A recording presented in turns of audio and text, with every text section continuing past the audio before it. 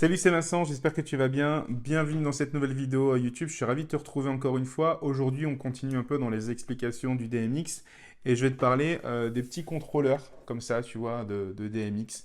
Je l'ai acheté exprès pour faire cette vidéo. J'ai payé une cinquantaine d'euros sur Internet. Souvent, quand on démarre dans le DMX, bah, on démarre avec ce type de contrôleur-là et on a du mal à utiliser ces machines et les contrôler. Donc, je vais d'abord t'expliquer qu'est-ce que c'est ça, comment ça fonctionne, comment tu peux l'utiliser. Et dans une seconde vidéo, qui sera plus longue très certainement, je vais t'expliquer comment tu vas pouvoir programmer des petits showlights, des trucs vraiment sympas, même si tu utilises des lyres, tu vois, des lyres, des scans, des parts, des lasers, peu importe. Comment tu vas pouvoir créer des petits showlights qui sont cool, que tu peux utiliser même avec un simple contrôleur DMX. Donc, on est parti, je t'explique ça, j'espère que je vais être assez clair, c'est pas compliqué, mais il faut pas se mélanger les pinceaux. Ou du coup, il ne faut pas se mélanger les lumières plutôt, parce qu'on ne fait pas de la peinture, on fait de la... Tu m'as compris. Alors du coup, voilà la bête, c'est vraiment un contrôleur, je te dis, que j'ai acheté sur internet à une cinquantaine d'euros, donc euh, tout le monde peut l'utiliser.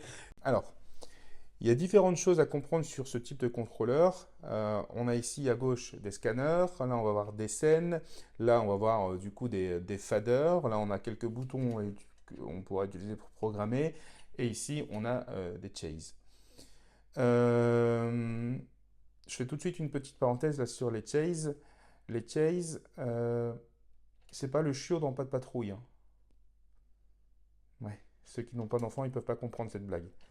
C'est vraiment des boutons qui servent pour contrôler la lumière.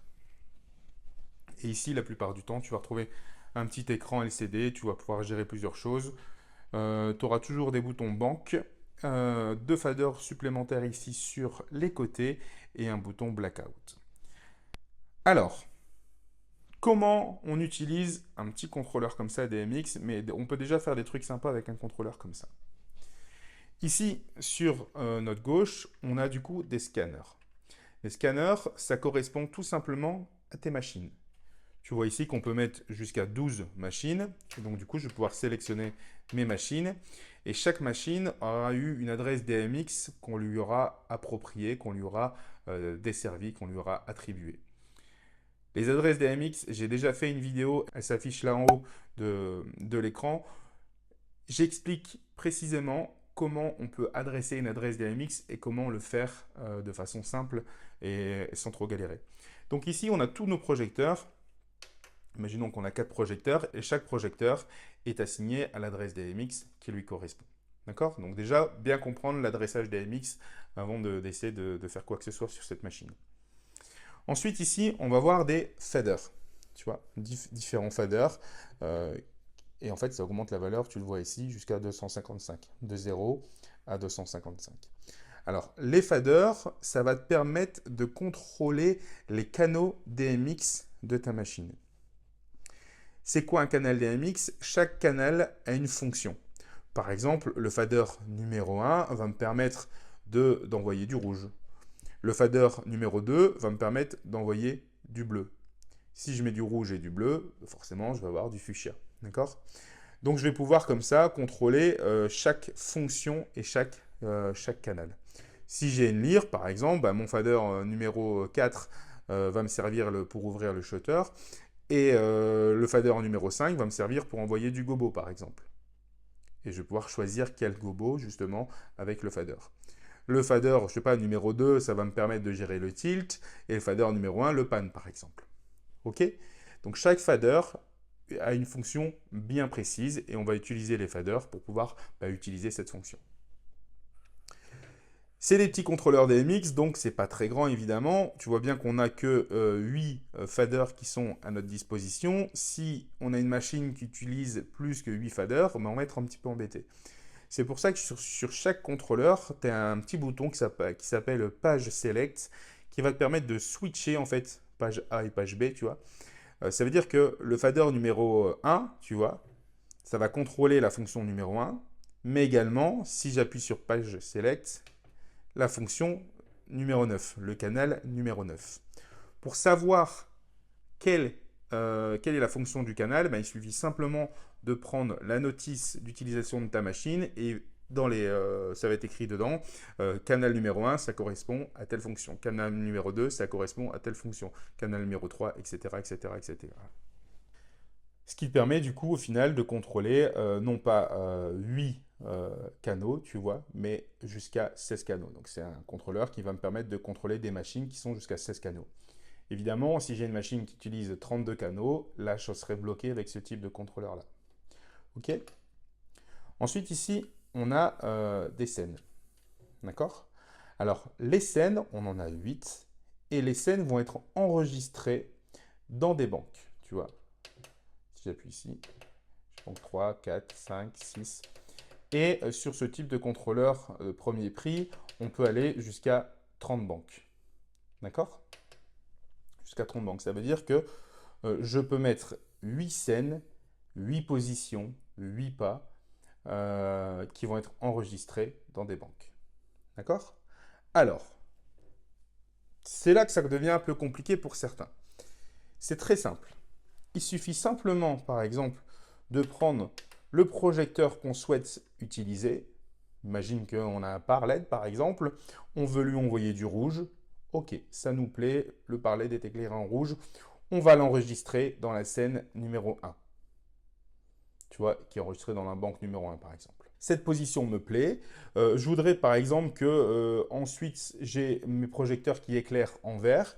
Donc, je vais mettre, par exemple, imagine que ça me donne du vert. Je vais enregistrer mes par-LED sur la position 2 sur le vert. OK? Je voudrais, par exemple, prendre ma deuxième machine qui est un laser. Donc, j'active ma machine et je vais pouvoir lui attribuer une fonction. Voilà. Je vais lancer, par exemple, mon laser et je vais pouvoir l'enregistrer sur la scène numéro 3.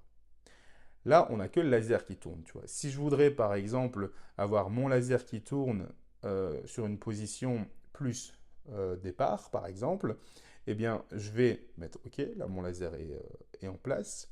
Je vais pouvoir le désactiver. Je vais activer mon par-LED et je vais lui mettre du rouge. Et comme ça, tes machines auront le laser et le par-LED en rouge. Et je vais enregistrer la scène, par exemple, dans le numéro 4. OK? Si j'avais, par exemple, une lyre en troisième position, tu vois, troisième et quatrième machine, ce sont des lyres, eh bien, je vais positionner mes lyres comme je veux, avec la couleur que je veux, avec le gobo que je veux. OK, ça me plaît. Là, il n'y a que les lyres qui sont enregistrées. Je veux que les lyres, hop, je vais l'enregistrer en cinquième scène, par exemple, en cinquième position. Super. Mais à ça, je voudrais quand même rajouter un petit effet par LED, par exemple. Je vais désactiver mes lyres, je vais activer mes par LED et je vais lui envoyer la couleur nécessaire souhaitée.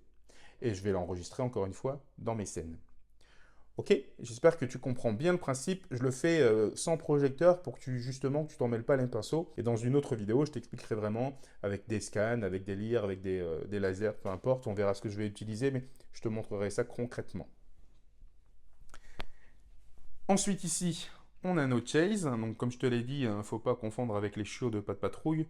Ouais, t'es gentil Vincent, mais ça fait 2 fois que tu nous fais la blague. 2 fois. Hein? Les chase, en fait, donc là ici en l'occurrence, on en a 6. Les chase, ça va être un ensemble. Donc je vais baisser tout ça, pourquoi qu'on s'en mêle les pinceaux. Ça va être un ensemble ici de positions.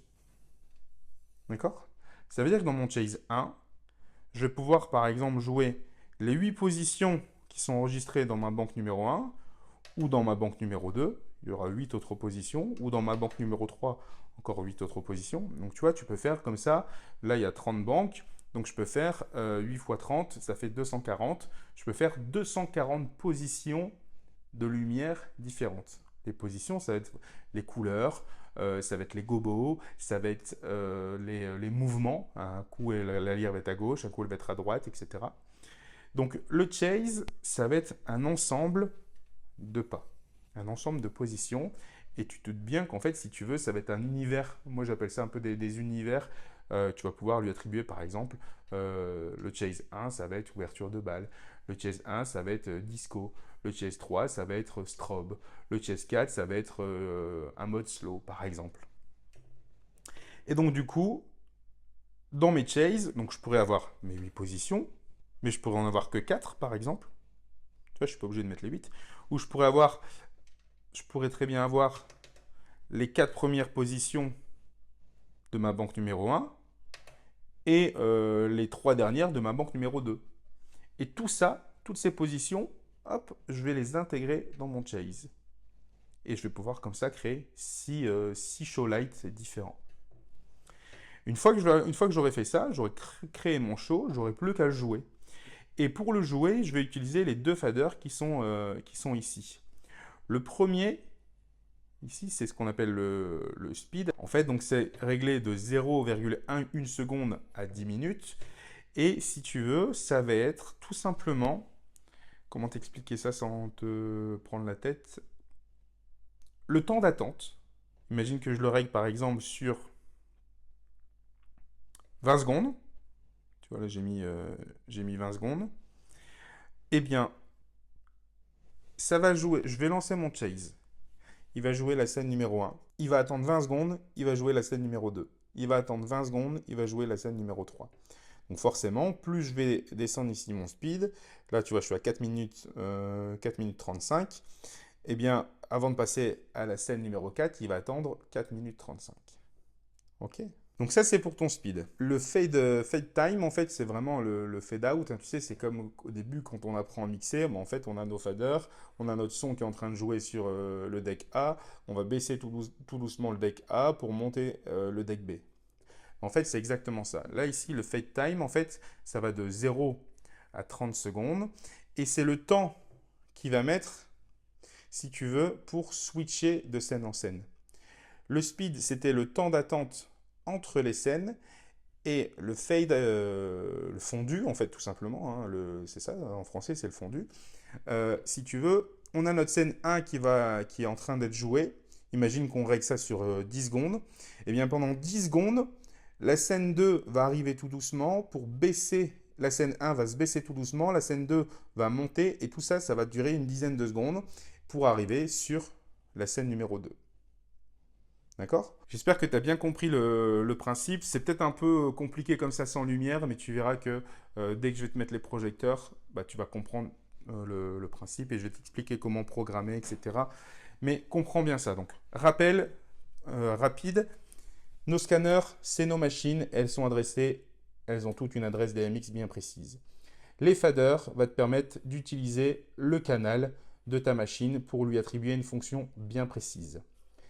Les scènes, ici, qui sont enregistrées dans des banques, les scènes, c'est simplement des positions. Chaque position, une scène, un pas, on peut appeler ça comme on veut. Et les chases, c'est tout simplement un ensemble de scènes qui va être joué. Il peut en avoir 2, comme il peut en avoir 8, comme il peut en avoir 15, tu vois. Et je vais jouer mon chase, je vais jouer mon show lights et je vais utiliser le speed pour gérer le temps d'attente entre les scènes et le fade out, le fade time, pardon, le fondu pour justement mélanger les scènes entre les deux. Si tu as des questions sur ce que je viens de t'expliquer sur le DMX en général, ben, n'hésite pas à les laisser en commentaire. Ce que je vais t'inviter à faire, s'il te plaît, ben, c'est simplement de t'abonner à la chaîne et de laisser un petit pouce bleu pour me dire que ben, la vidéo te plaît. Et puis j'espère que ça t'a aidé. Et si tu as des questions, encore une fois, n'hésite pas. En commentaire, j'y répondrai. Je te souhaite une excellente journée. Ciao!